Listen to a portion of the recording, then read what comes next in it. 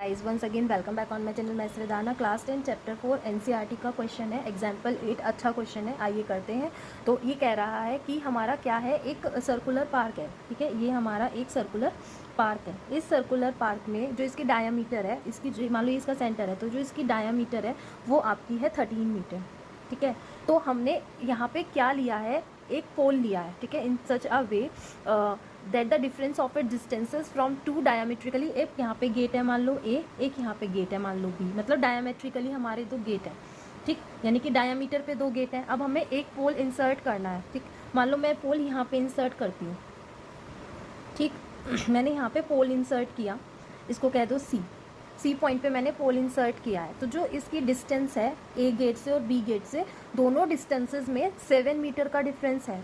क्या ऐसा करना पॉसिबल होगा? अगर होगा तो दोनों गेट से उसकी डिस्टेंस क्या होगी? तो मैं लेट कर लेती हूँ, let the location of pole be at C. हमने सी पे जो है पोल लगा दिया है। ठीक है, it's distance from gate A से मैं x मीटर मान लेती हूँ। ठीक है, ये वाली डिस्टेंस मैंने मान ली x मीटर। तो दोनों ही जो गेट हैं उनकी डिस्टेंसेस में कितना डिफरेंस है? 7 का। तो यहाँ पे हमारी वाली डिस्टेंस कितनी हो जाएगी? x + 7 metre. तो मैं ये लॉन्ग लग रहा हो तो इसको x मान लेना, इसको x + 7, इससे कुछ फ़र्क तो पड़ना है नहीं। ठीक है, और डिस्टेंस ऑफ बी सी, या डिस्टेंस ऑफ गेट बी की डिस्टेंस फ्रॉम पोल से उसकी डिस्टेंस कितनी हो जाएगी भाई? x + 7 हो जाएगी। अब मुझे ये दिख रहा है, ये क्या है? राइट एंगल ट्राइंगल है। अभी राइट एंगल टू भी डायामीटर सेमी सर्कल पे 90 डिग्री का एंगल बनाती है। तो triangle ABC is right angle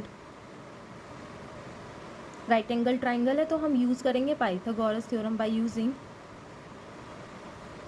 Pythagoras theorem. ठीक है, h² होता है p² + 20 है आपका AB, परपेंडिकुलर हो गया BC और बेस हो गया AC। AB है आपका 13 का स्क्वायर, BC है आपका x + 7 का स्क्वायर, AC है आपका x का square.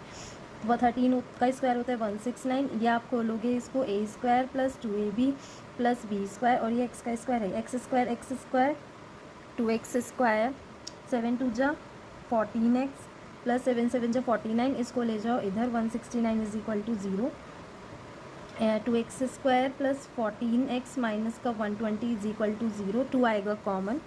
x² + 7x - 60 = 0। 2 is not equal to 0। तो हमारी क्वाड्रेटिक इक्वेशन है x² + 7x - 60 = 0। अब ये एक चीज़ पूछ रहा था, क्या ऐसा पॉसिबल है? अब देखो तुम्हें यहाँ पे कैसे पता चला, डिस्क्रिमिनेंट ही लगाएंगे, क्योंकि ये कह रहा है कि क्या ऐसा जो डिस्टेंसेज होंगी वो पॉसिबल है। तो हम इसका डिस्क्रिमिनेंट निकालेंगे बाय यूजिंग डिस्क्रिमिनेंट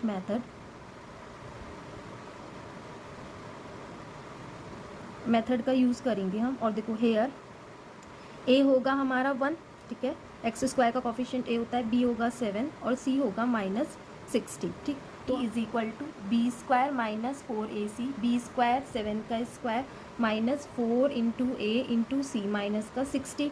ठीक है, ये आपका मैं यहीं पे निकाल देती हूँ, या मैं एक पेपर ले लेती हूँ। का स्क्वायर 49 माइनस माइनस होता है प्लस 240, यानी कि जो मेरा डी आया वो 289 आया, यानी कि ग्रेटर देन 0 है। तो yes it is possible to do so, yes it is possible, क्योंकि इस इक्वेशन के रियल रूट्स होंगे, पॉसिबल टू डू सो। ठीक है, अब हम अल्फ़ा बीटा निकालेंगे। ठीक है, वो होता है -b + -√d/2a। जो इसके दो रूट्स होंगे, alpha beta is equal to -b का मतलब है -7 प्लस माइनस आपका होता है 289/2a। a आपका 1 है 2। Alpha beta is equal to -7 plus minus, देखो ये 17 का रूट है, थोड़े बहुत रूट याद कर लेना। ठीक, एक बार हम इसको अल्फ़ा को लेंगे -7 - 17/2, alpha is equal to minus का 24/2, विच यानी कि -12। नॉट पॉसिबल, क्योंकि डिस्टेंस कभी भी क्या नहीं हो सकती, नेगेटिव नहीं हो सकती, तो इट इज़ नॉट पॉसिबल।